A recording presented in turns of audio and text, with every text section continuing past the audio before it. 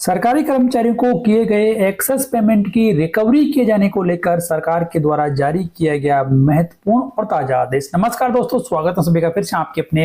YouTube channel government employ news में। दोस्तों, आज इस वीडियो में आपको जानकारी दी जाएगी कि यदि एक सरकारी कर्मचारी को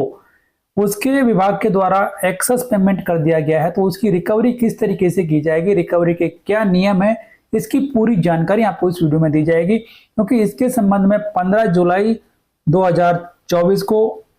रेलवे बोर्ड के द्वारा सभी संबंधित अधिकारियों को यह आदेश जारी किया गया है। जानकारी सभी के लिए बेहद महत्वपूर्ण है क्योंकि डीओपीटी के द्वारा जो आदेश जारी किए गए हैं उन्हीं को ध्यान में रखते हुए रेलवे बोर्ड के द्वारा यह आदेश जारी किया गया है। सब्जेक्ट आप देख सकते हैं कि सरकारी कर्मचारियों को किए गए अधिक भुगतान की वसूली का अधित्याग सामान्य अनुदेश के संबंध में। तो अब यहाँ पर इन्हीं नियमों के अनुसार सरकारी कर्मचारियों से एक्सेस पेमेंट की रिकवरी की जाएगी। और यहाँ पर रेफरेंस भी दिया गया है जो एक्सपेंडिचर डिपार्टमेंट ऑफ एक्सपेंडिचर है उसका 1 अप्रैल 2024 का कार्यालय ज्ञापन यानी कि वित्त विभाग के द्वारा भी जो आदेश जारी किया गया उसको ध्यान में रखते हुए यह आदेश जारी किया गया। तो आइए जान लेते हैं कि क्या यहाँ पर कहा गया है। तो अधो हस्ताक्षरी को उपयुक्त विषय पर कार्मिक और प्रशिक्षण विभाग व्यय विभाग द्वारा जारी और तत्पश्चात रेल मंत्रालय द्वारा अपनाए गए परिपत्र निम्नलिखित अनुदेशों दिशा निर्देशों का संदर्भ लेने का निर्देश दिया जाता है। यानी कि डीओपीटी के द्वारा जो आदेश जारी किए गए हैं सरकारी कर्मचारियों को किए गए गलत भुगतान या फिर अधिक भुगतान की रिकवरी किए जाने को लेकर, तो सभी कर्मचारियों के लिए यह आदेश बेहद महत्वपूर्ण है। तो अब यहाँ पर जान लेते हैं कि क्या जानकारी यहाँ पर है, किस तरीके से रिकवरी की जाएगी उसके बारे में। तो यहाँ पर कहा गया है कि अधिक भुगतान की वसूली के लिए आदेश की तिथि ऐसे वसूली के अधिकता के संबंध में निर्णय के लिए एक महत्वपूर्ण इनपुट है। इसलिए अधिक भुगतान की वसूली के लिए ऐसे आदेश अधिक भुगतान का पता लगाने की तिथि से 1 महीने के भीतर जारी किया जाना चाहिए। इसके अलावा व्यय विभाग वित्त मंत्रालय ने दिनांक 1 अप्रैल 2024 के अपने कार्यालय ज्ञापन संख्या के माध्यम से निर्देशित किया है कि 2 लाख रुपए से अधिक की वसूली के अधित्याग वाले मामलों को व्यय विभाग और वित्त मंत्रालय को भेजा जाना चाहिए। यानी कि यदि किसी कर्मचारी से 2 लाख रुपए से अधिक की रिकवरी करनी है, यदि उसको एक्सेस पेमेंट हो चुका है तो उस मामले को व्यय विभाग के पास में भेजा जाएगा। आगे जानकारी यहाँ पर दी गई है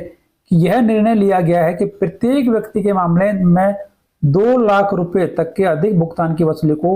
रेल मंत्रालय, रेल बोर्ड सदस्य, वित्त रेल बोर्ड की सहमति और अध्यक्ष एवं मुख्य कार्यकारी अधिकारी रेलवे बोर्ड के अनुमोदन से माफ कर सकता है एवं 2 लाख रुपए से अधिक की वसूली की माफी के प्रस्ताव को सदस्य, वित्त रेलवे बोर्ड की सहमति और अध्यक्ष एवं मुख्य कार्यकारी अधिकारी के अनुमोदन से विभाग को या फिर वित्त मंत्रालय को भेजा जाना जरूरी होगा। सभी प्रस्ताव और प्रस्तावों को प्रधान वित्तीय सलाहकार की समिति और महाप्रबंधक के अनुमोदन के से ही अग्रेसित किया जाएगा। यानी कि अब यहाँ पर यह है कि जो 2 लाख रुपए तक की रिकवरी है उसको संबंधित विभाग प्रमुख के द्वारा ही माफ किया जा सकता है। रिकवरी यदि ज्यादा समय यहाँ पर हो चुका है तो उसको, लेकिन यदि 2 लाख रुपए से ज्यादा की रिकवरी की जानी है या फिर रिकवरी को माफ किया जाना है तो प्रस्ताव को वित्त विभाग को भेजना जरूरी यहाँ पर किया गया है। तो अब यहाँ पर ऐसे मामलों पर कार्रवाई करते समय निम्नलिखित दिशा निर्देशों का पालन किया जाए। यानी कि पूरी प्रोसीजर यहाँ पर बताई गई है कि किस तरीके से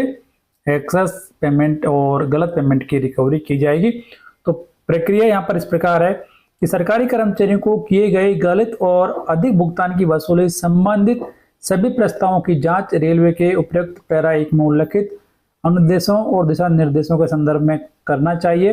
रेलवे को यह सत्यापित करना चाहिए कि अधित्याग के मामलों में किसी भी रेलवे कर्मचारी की ओर से कोई गंभीर लापरवाही नहीं हुई है जिसके लिए उच्च पदाधिकारी द्वारा अनुशासनात्मक कार्रवाई की जा सकती है। यदि रेलवे का यह विचार है कि नुकसान मौजूदा नियमों या प्रक्रियाओं में किसी भी कमी के कारण हुआ है तो ऐसे नियमों या प्रक्रियाओं में संशोधन की मांग करने हेतु मामलों को औचित्य के साथ रेल मंत्रालय के संज्ञान में लाया जाएगा।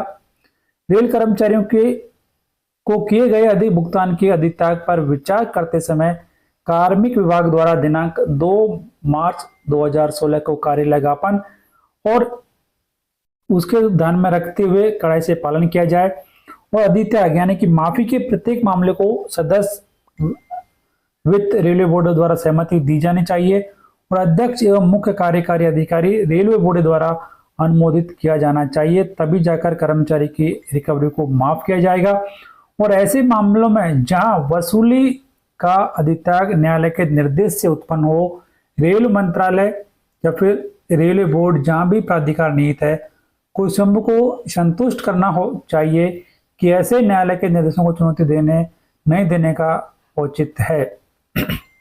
यदि कोई वसूली जिसका बाद में अधित्याग किया जाता है जो नियमों या प्रक्रियाओं की गलत व्याख्या के कारण होती है, तो रेलवे भविष्य के मामलों में वसूली के अधित्याग की आवश्यकता की जांच करने के लिए इस प्रकार के सभी मामलों की समीक्षा कर सकता है। यहाँ पर काफी लंबी प्रोसेस पूरी बताई गई है कि किस तरीके से कर्मचारियों से एक्सेस पेमेंट या गलत पेमेंट की रिकवरी की जाएगी। और यदि नियमों या प्रक्रियाओं की गलत व्याख्या जैसे कि गलत वेतन निर्धारण का लंबे समय तक पता नहीं चला है,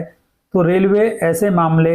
नियमित समीक्षा, आंतरिक लेखा परीक्षा आदि के दौरान ध्यान में क्यों नहीं आए, इसका उचित रिकॉर्ड दर्ज में करेगा। यानी कि काफी लंबे समय यहाँ पर हो चुका है एक्सेस पेमेंट का और वो ध्यान में नहीं आया है, तो इसको भी आधिकारिक रिकॉर्ड में दर्ज किया जाएगा। इसके अलावा एक अनेक्सर यानी कि चेक लिस्ट भी यहाँ पर जारी की गई है। इसमें पूरी जानकारी मांगी गई है कि किस कर्मचारी को कितना